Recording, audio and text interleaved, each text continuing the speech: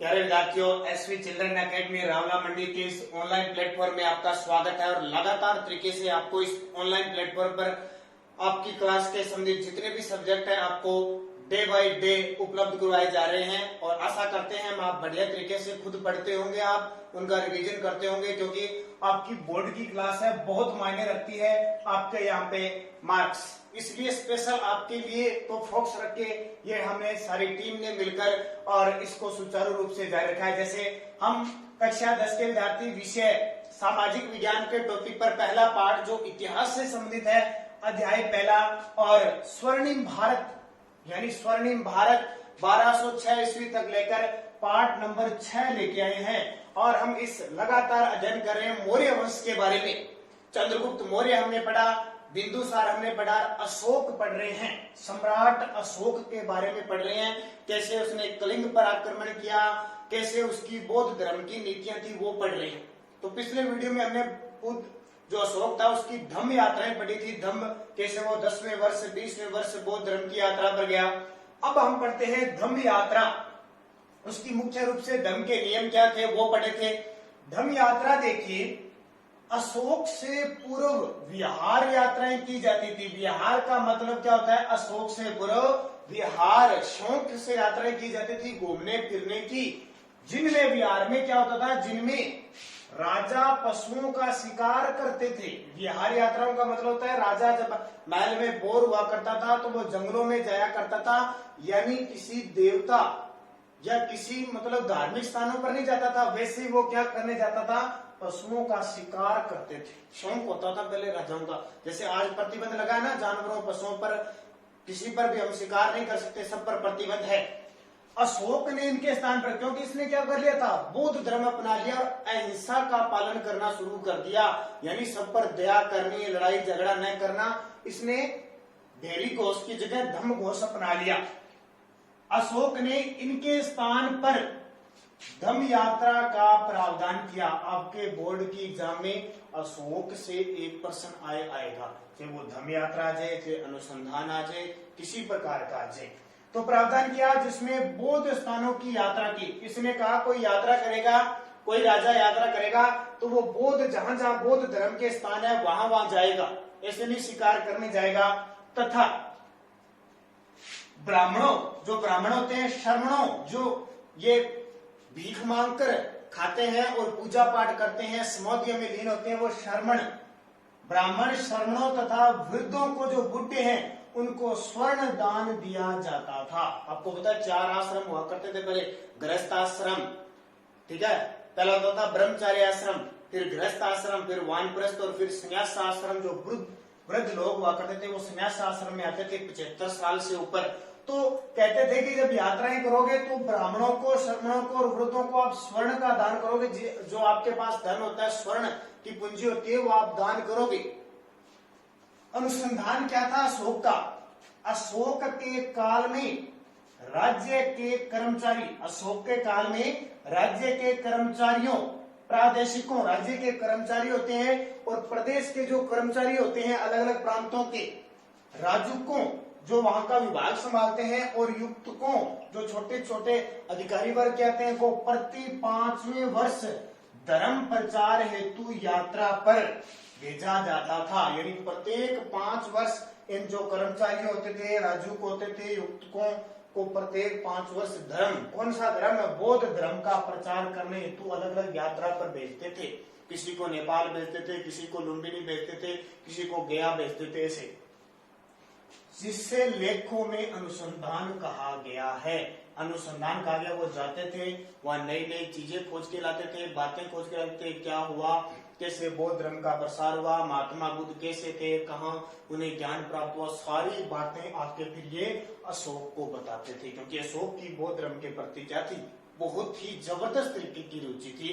तो इस तरह आपको पढ़ना, क्वेश्चन आ जाए। इससे 2 साल पहले जो पेपर हुआ था ना 10वीं का, जब पहली बार किताबें नहीं आई थी तो उसमें क्वेश्चन आया था अशोक के धम्म यात्रा के बारे में बताइए, 4 नंबर का प्रश्न आया था।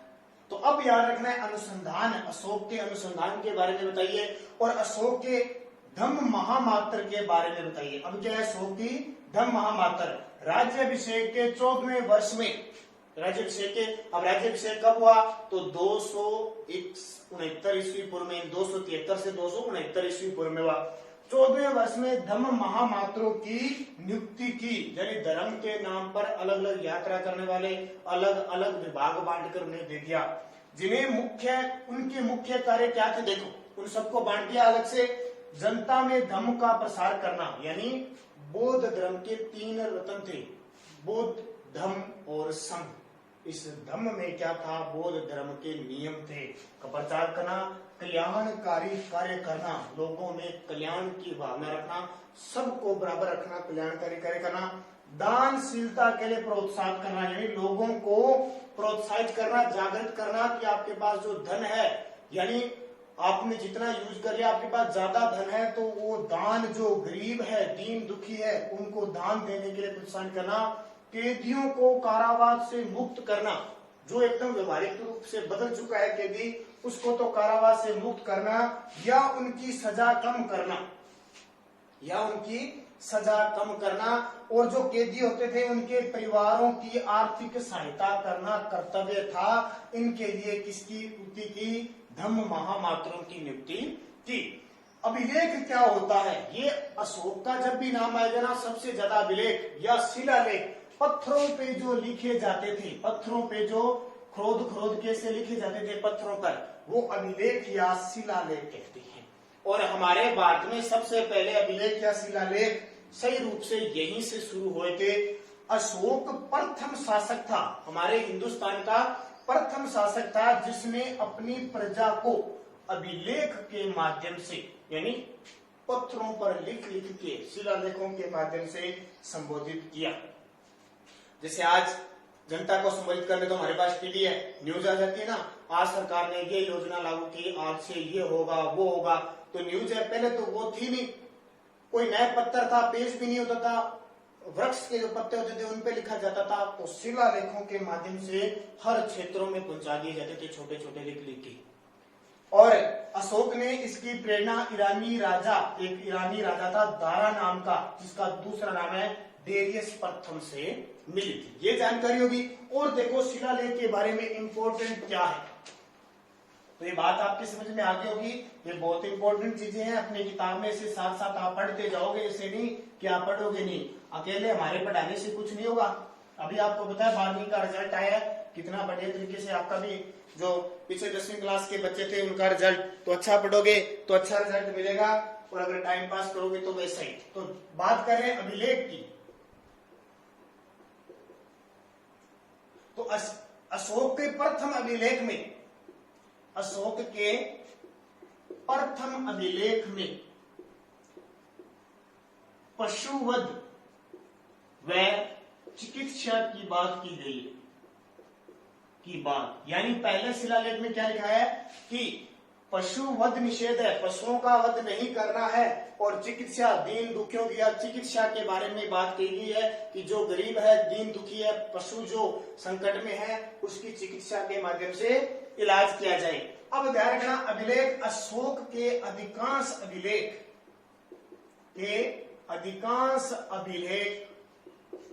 ब्राह्मी लिपि में है, ब्राह्मी लिपि में मिले हैं। ये लिपि होती है, ठीक है, जैसे आज हम हिंदी, उर्दू, अंग्रेजी लिखते हैं ना, वैसे पहले भाषा नहीं होती थी, लिपि होती थी। जैसे हम कहते हैं हिंदी देवनागरी लिपि से निकली है, पंजाबी गुरमुखी लिपि से निकली है, ऐसी लिपियां हुआ करती थी ये। और ये किसी ने पढ़ा ही नहीं, पता नहीं क्या लिखा हुआ है, ऐसे होती थी, ऐसे ये लिपि पता ही नहीं चला। बहुत ही मुश्किल काम है, कुछ एक अभिलेख ही है, 100 के पढ़े गए हैं, सारे आज तक नहीं पढ़े गए। अब आप पढ़ सकते हो क्या अगर ऐसा लिखा हुआ मिल जाए आपको? नहीं पढ़ सकते ना, तो आज तक कोई मशीन वगैरह नहीं बनेगी इनको पढ़ सके, लेकिन धीरे धीरे खोजें जारी है। अब आपसे पूछे, ठीक है, अधिकांश अभिलेख ब्राह्मी लिपि है, कुछ अभिलेख